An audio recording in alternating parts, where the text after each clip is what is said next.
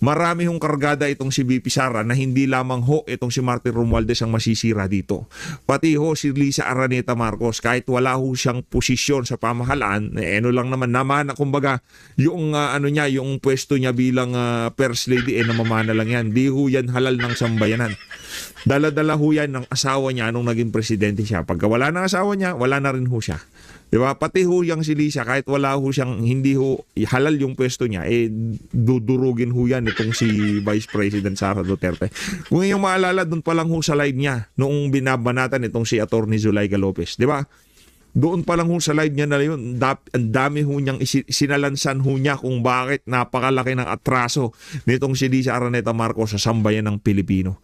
Napakalaki ho ng atraso ng ali na yan. Takin mo, wala ka namang pesto, namimigay ka ng pera. Base ho yun doon sa live nitong si VP Sara. Tuloy natin.